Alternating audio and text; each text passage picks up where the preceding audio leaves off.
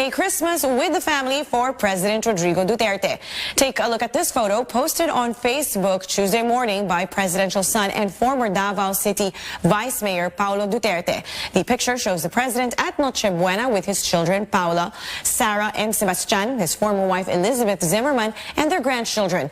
In a Christmas message released last week, the president called for compassion and kindness from Filipinos.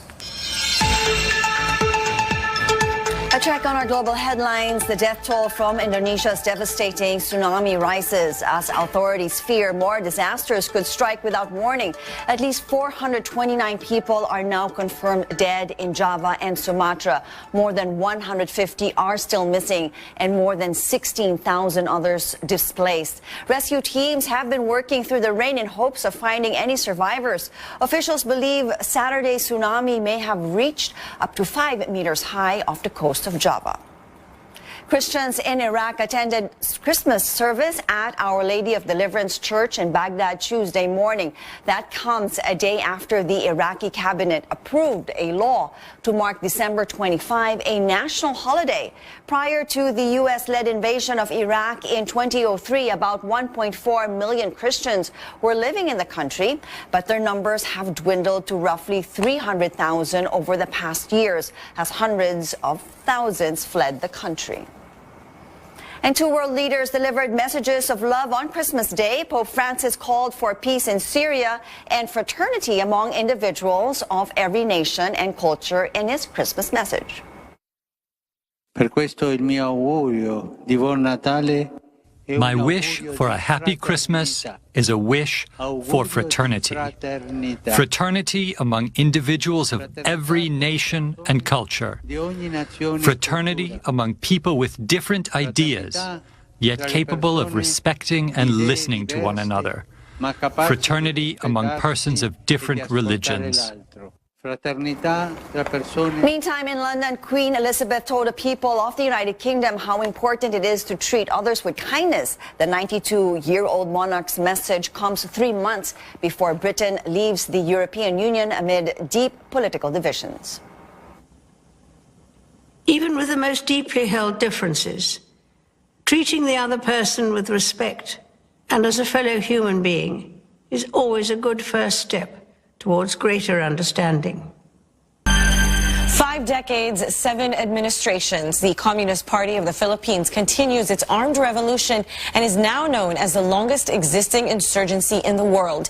As the Duterte administration prepares for its massive campaign against the Reds, our correspondent George Cahilas visits a camp of CPP's armed wing, New People's Army in Bicol, to find out their plans in the coming months. It took us hours to reach this area in Bicol. Poverty is highly evident, with unfinished road projects along the way.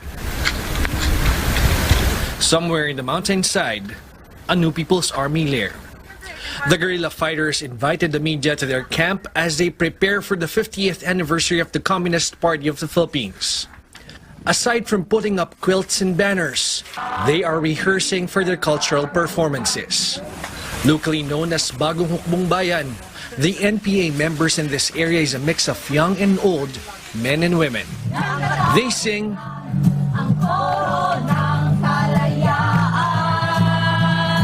dance, and even rap. The themes of their songs are mostly about their revolutionary movement, the farmers and workers, their struggles, and their concept of freedom. But they sure know how to have fun. And when it comes to their military skills, they know guerrilla warfare like the back of their hands. 53-year-old fighter Cas Cedric first joined the Communist Party in the 80s when the Philippines was still under martial law. Up to now, he can't help but be emotional whenever he recalls how they suffered during the time of former President Ferdinand Marcos. Cas Cedric recalls soldiers had mauled his father, black and blue, which prompted him to take up arms and join the NPA. Binugbog siya at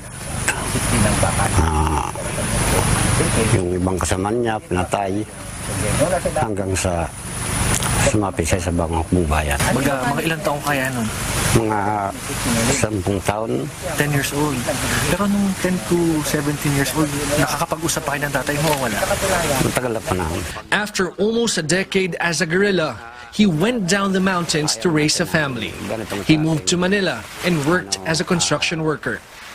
Only to realize after 25 years, he is still facing the same problems he faced before. Meager salary for workers, lack of land for farmers, and not enough social services for the poor.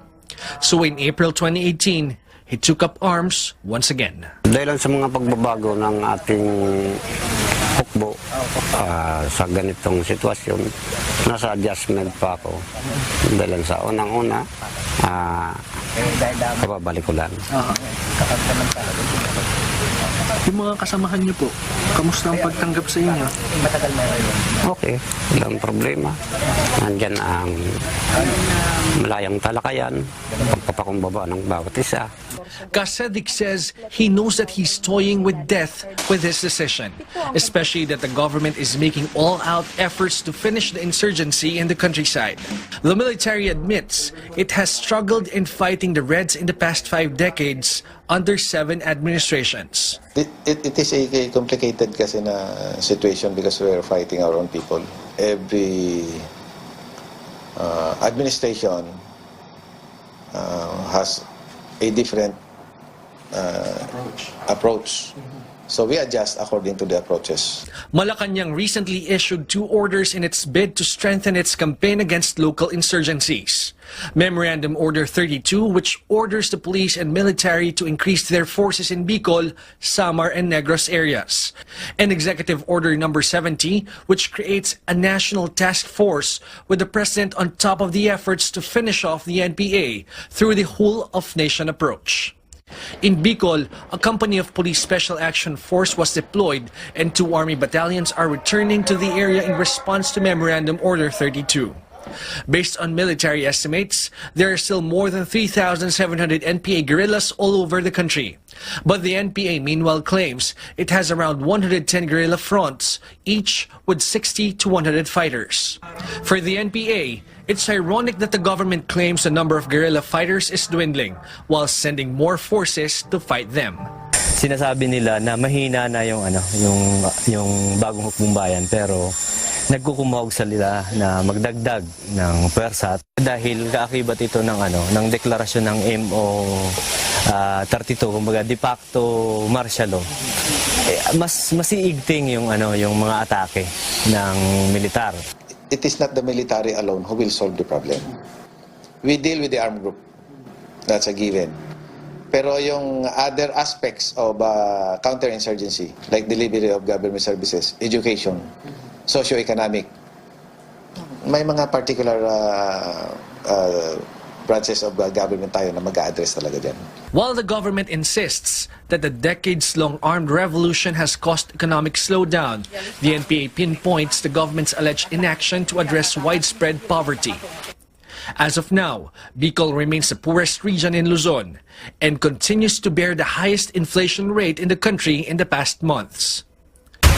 As the Communist Party of the Philippines celebrates its 50th year, the government is determined to finish off the longest-running armed revolution in the world. Now the question is, will the government be successful with its plans, or the Communist Party of the Philippines will survive the Duterte administration? From Bicol Region, George Cahiles, CNN Philippines. While he wasn't dreaming of a White House Christmas, U.S. President Donald Trump is nonetheless spending the holiday at 1600 Pennsylvania Avenue after canceling vacation plans to Mar-a-Lago, citing the U.S. government shutdown. As CNN's Kristen Holmes reports, Trump is still taking time to share Christmas messages and weigh in on critical issues facing the United States. Melania and I are truly thrilled to wish every American a very Merry Christmas. President Trump and First Lady Melania Trump wishing a Merry Christmas to Americans this morning before video conferencing with U.S. troops. So how did you do in Alaska? Reaching out to service members around the world from all military branches. It's a very good wall. The president then offering another message to reporters. Border protection. 'Tis the season for a long government shutdown. I can't tell you when the government's going to be open. I can tell you it's not going to be open until we have a wall, a fence, whatever they'd like to call it. I'll call it whatever they want. but it's all the same thing. The president adamant he wasn't caving on his demands for border wall funding. The government shut down Friday night when negotiations between congressional Democrats and the White House stalled, leaving hundreds of thousands of federal employees without a paycheck this holiday season. The president claiming that federal employees supported the shutdown. Many of those workers have said to me and communicated, stay out until you get the funding for the wall. These federal workers want the wall. President Trump and First Lady Melania Trump spending the holiday in the White House, canceling their annual trip to West Palm Beach in response to the shutdown. In Washington, I'm Kristen Holmes reporting. For thousands of migrants searching for home, the Christmas season may be just another dangerous time to cross the sea. But for these migrant kids on board a rescue boat traveling to Spain, Christmas Day was still a happy moment. In this video released by Spanish charity Open Arms, kids are seen wearing red hats and pointing sticks like magic wands on a green blanket.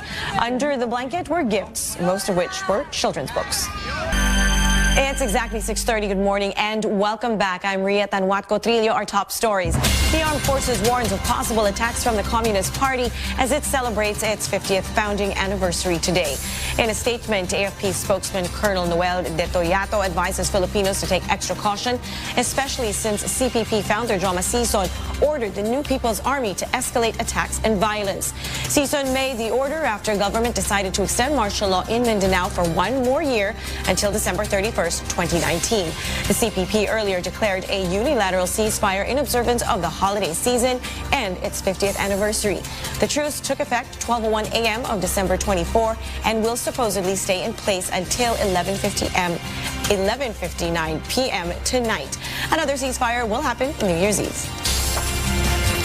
Meantime, the death toll from Indonesia's devastating tsunami rises as authorities fear more disasters could strike without warning. At least 429 people are now confirmed dead in Java and Sumatra. More than 150 are still missing and more than 16,000 others displaced. Rescue teams have been working through the rain in hopes of finding any survivors. Officials believe Saturday's tsunami may have reached up to 5 meters high off the coast of Java. The Binay clan sat for a family portrait to mark the Christmas season, but one of them was noticeably missing from the photograph. In these pictures released on Senator Nancy Binay's Instagram page, former Vice President Jejomar Binay and his wife, former Makati Mayor Elenita Binay, are seen together with their children Nancy, Junjun, Joanna Marie, and Marita Angelique. But incumbent Makati Mayor Abigail Binay is absent in the photos. She posted her own Christmas family portrait on her Facebook page, together with her husband, Makati Representative Luis Campos, and their daughter, Martina. Mayor Abby earlier said she had not spoken to her brother Junjun for months after he decided to run against her in the Makati mayoralty race in 2019. Millions of Filipino Catholics flocked to churches on Monday evening for the annual Misa de Gallo, or the Christmas Eve Mass, to celebrate the birth of Jesus Christ. At the Manila Cathedral, Archbishop Luis Antonio Cardinal Tagle led the Mass. What is the Archbishop's message to Filipinos this Christmas? Our Makoy Popioco tells us in this report. The country with the longest Christmas celebration, the Philippines, prides itself on its colorful holiday traditions. For many Filipino faithfuls, the traditional Misa de Gallo is among the highlights of the country's 4-month Christmas festivities. As early as 6 p.m. on Christmas Eve, hundreds of people gather to attend the Misa de Gallo at the Manila Cathedral in Intramuros. Para ma-feel po namin talaga yung Pasko kasi talagang yun po talaga ang meaning ng Pasko, di ba? Yung pagsimba. Experiencing the Filipino Christmas for the first time ever, this group of Slovenian tourists also came to hear the Mass. We want to see how is the Christmas in Philippines, because our country, we are also 80% of Slovenian people are Catholic. And we want to see how is Christmas here in Philippines. Manila Archbishop Luis Antonio Cardinal Tagle offered a prayer for the families affected by the tsunami in Indonesia. Huwag po nating kalilimutan ang mga kapatid natin na dahil sa masamang panahon ay baka binaha o hindi makapagdiwang katulad natin. alalahanin natin ang mga kapatid natin sa Indonesia na nakaranas ng tsunami. The Archbishop also did not shy away from discussing corruption, disinformation, and bullying during his homily. The Catholic Church declared 2018 as the Year of Young People. Tagle says Christmas is for the children, the day when the child Savior Jesus Christ was born. For that, he especially dedicated his homily to young people.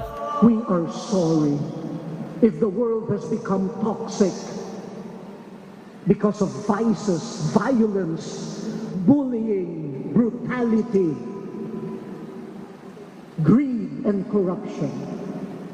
You don't deserve this world, but you, young people, can make this world better.